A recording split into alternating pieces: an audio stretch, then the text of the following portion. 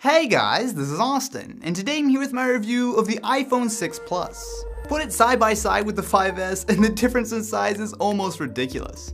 You're getting a much thinner phone with the 6, however you do lose the chamfered edges in favor of a seamless design between the glass and frame.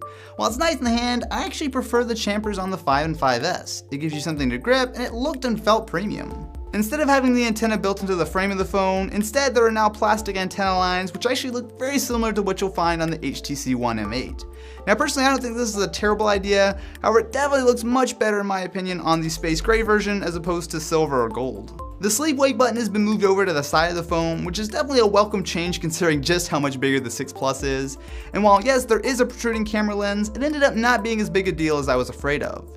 So yes, when you set it down on a table, it will wobble just a little bit if you touch the top. However, for the most part, it's really not a big issue, and the camera lens seems to be at least a little bit protected by that metal ring around it, so I wouldn't really worry too much about it getting scratched up. Now don't get me wrong, the 6 Plus is still a very nice slab of aluminum and glass, however it has lost a little bit of the specialness of the previous design. Just a little bit of a step backward in my opinion. In return though, you have a much larger screen measuring in at 5.5 inches, big enough to nearly fit the entire iPhone 5S in it. Because of this, there's no way of getting around it. The 6 Plus is a huge phone.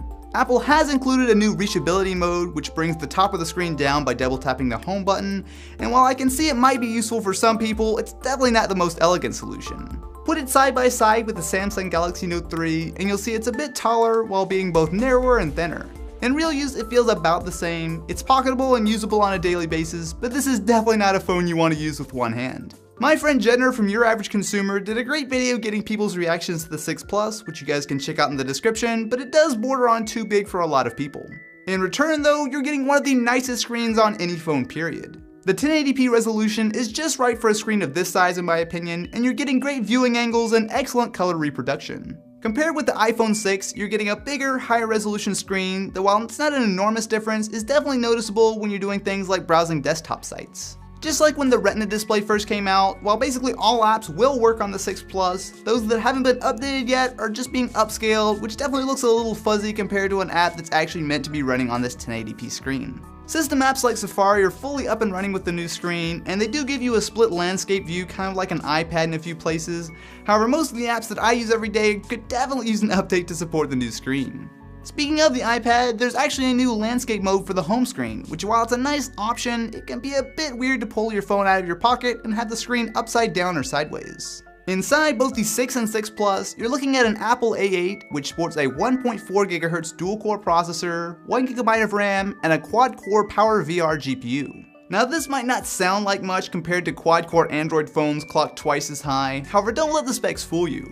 In Geekbench, the 6 Plus beats the Note 3 significantly in single-threaded performance, which is key for day-to-day use, and even matches the multi-threaded score with only half as many cores. It's no slouch in the graphics department either, as it clears a solid lead over the new Moto X in the Manhattan GFX bench test. Put the 6 Plus and 6 side by side though, and it's essentially a tie, as both have identical internals. When benchmarking or gaming, after a while all phones will start to warm up. Now usually the phone will start to throttle back clock speeds, slowing things down to keep the phone from being scalding hot and burning your fingers. The Apple A8 is supposedly able to avoid throttling, so I decided to put it to the test with the 6 and 6 Plus alongside the 5S and the One M8. The iPhone 5S measured in at just under 37 degrees Celsius after 10 minutes. Very warm to the touch, but not uncomfortably so. The One M8 topped out just a bit higher, still not unusable, but definitely on the warmer side. The iPhone 6 was a slight improvement, however the 6 Plus was basically cool to the touch except for a single warm spot on the side. It's not a big deal, but it's nice to see the 6 Plus can stay nice and cool without having to give up any performance. Good job, Apple! In normal use, the 6 Plus is incredibly snappy. While it's clear that iOS 8 still has some bugs to be worked out, the UI almost always stays smooth and responsive. It's not noticeably faster than the already solid iPhone 5S in real-world use, but it easily matches up to phones like the HTC One M8. One very disappointing part of the 6 Plus, however, is the memory. With a powerful 64-bit processor, Apple bizarrely chose to go with just 1 GB of RAM for the 5S, and they've kept it the same this year on both the 6 and 6 Plus. Now if you're just browsing Twitter or watching a few YouTube videos, this isn't a big deal. However, all it takes is a couple taps in Safari or a few apps open in multitasking, and you'll find yourself constantly having to refresh things. Now this is just silly. I mean, even the Galaxy S3 back in 2012 had 2 gigs of RAM. So why one of the most powerful phones here in 2014 only has 1 gig is just completely and totally beyond me. Like, seriously, this is just not cool. Now, something that is cool is being able to unlock your phone with your fingerprint, and while Touch ID was a great feature on the 5S, it's been improved here. It's a bit faster and most importantly accurate. Where I would have to retry my print at least a couple times a week with the 5S, the 6 Plus has only missed my print once in the hundreds of times I've unlocked my phone in the last couple weeks. While it's not out yet, you'll also be able to use Touch ID with Apple Pay soon, which looks seriously impressive. Another big upgrade on the iPhone 6 Plus is the camera. While it still delivers 8 megapixels like the last 3 generations, the megapixel count definitely isn't the entire story. Side by side with the already excellent iPhone 5S, there's less noise even in brightly lit shots, which allows the 6 to hold on to more detail, especially in extremely contrasty situations. Dynamic range is slightly improved, and Apple's implementation of HDR still strikes a good balance between getting more out of the shadows and highlights without going completely overboard like on some other phones. One of me. Get a nice macro shot and you can pull off some decent depth of field, one of my favorite ways to get nice looking images out of a smartphone. There's also a 10 frame per second burst mode like on the 5S, which you can get to by holding down the shutter button for essentially as long as you want. In practice, it can be helpful to make sure that you catch the exact moment when the action happens. The iPhone 6 and 6 Plus have identical cameras with one exception. The 6 Plus gets optical image stabilization. Other phones like the HTC One M7 have used this to great effect, and so does the 6 Plus. By stabilizing the lens, you can get longer exposures in low light without making things too blurry or grainy. It does a very solid job here, allowing exposures as long as a quarter of a second while still not losing detail even when shooting handheld. In extremely low light, even the stabilization can't solve everything, but the camera does do a good job of holding on to detail even when pushed to ISO 2000. Easily one of the biggest make or break features for me on a phone is the camera. One of my favorite things is to go out and spend an afternoon Instagramming. Now this is actually a big reason why I used the 5S for as long as I did, just because that camera was so awesome, and the 6 Plus takes it up a notch. And on top of that, the video's not too bad either.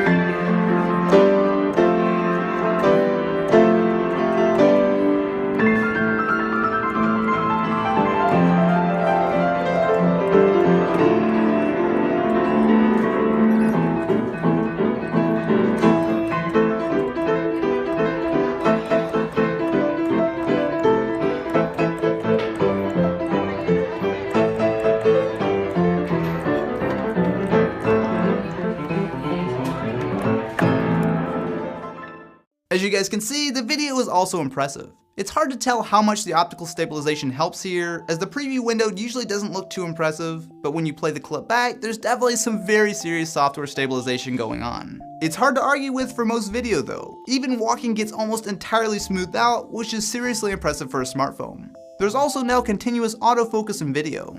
It's a big step forward compared to before where you just didn't have any autofocus in video, and while it does do a good job of tracking subjects, it isn't quite as smooth at transitioning as I'd like.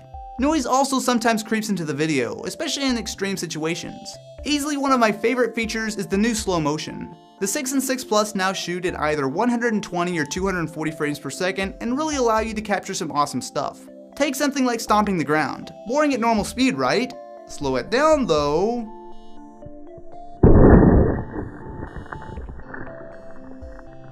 While the 6 Plus won't be replacing my video gear anytime soon, it actually is the best slow motion camera that I own, and it's more than good enough for grabbing a quick shot when I'm on the go. One new feature on the 6 and 6 Plus are new speakers. Interestingly, it seems to be slightly different between devices. The 6 gets louder but lacks bass, where the 6 Plus doesn't quite match the loudness, but it does sound a bit more balanced.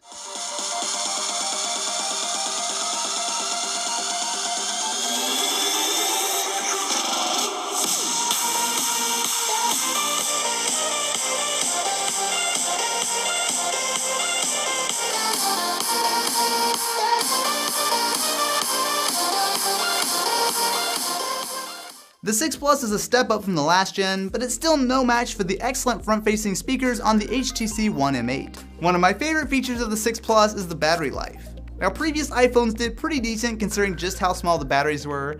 However, with the 6 Plus, we're looking at a 2900 mAh battery, giving it some pretty impressive longevity.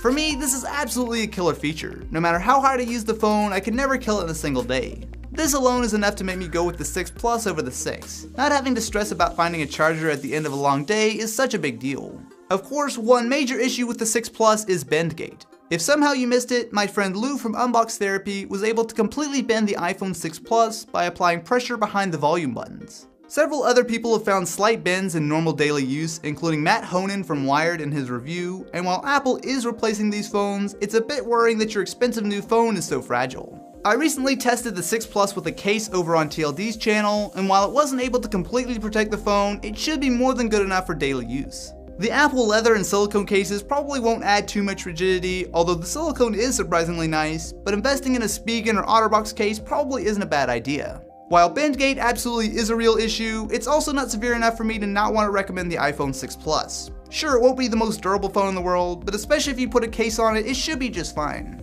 If all things were equal, I think the 4.7-inch iPhone 6 is a much more manageable phone for everyday use, but there's more to it than that. The 6 Plus can absolutely replace a small tablet, and the excellent battery life makes it the easy choice if you need a phone to last you all day and then some. So what do you guys think? Is the iPhone 6 Plus for you? Definitely be sure to let me know in the comments below. Also, if you guys enjoyed this review, definitely be sure to subscribe to the channel so you don't miss any more videos like this. Anyway guys, thank you so much for watching, and I will catch you in the next one.